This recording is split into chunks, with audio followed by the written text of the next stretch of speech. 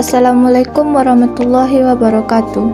Saya Syifa Ramadhani dari kelas 10-2 akan menjelaskan tentang daur air.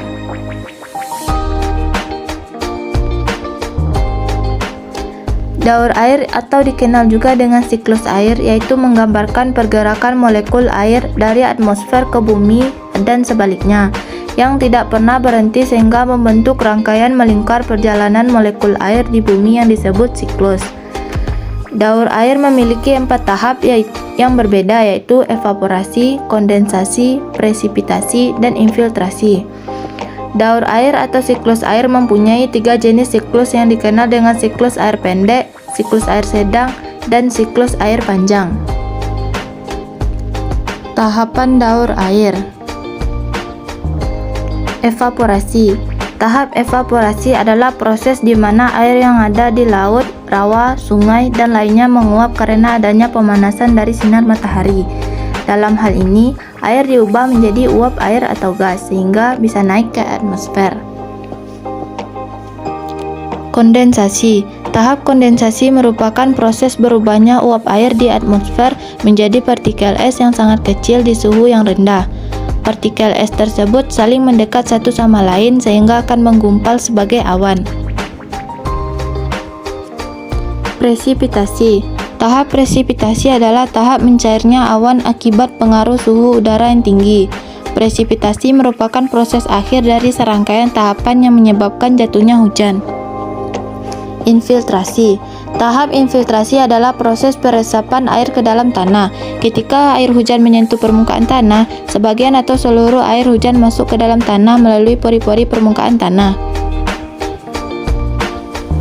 Jenis siklus daur air. Siklus air pendek.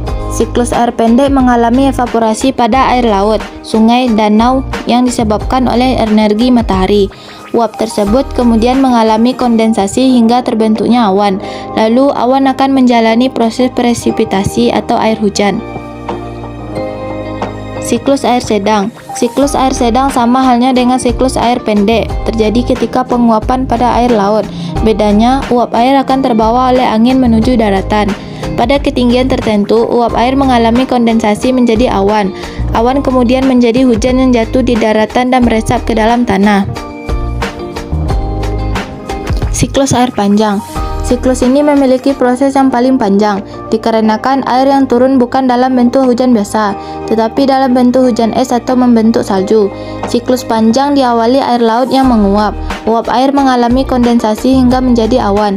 Awan dibawa oleh angin ke tempat yang lebih tinggi di daratan. Selanjutnya, awan tersebut bergabung dengan uap air lain yang berasal dari penguapan air di permukaan seperti dari danau, sungai, dan hasil transpirasi tumbuhan.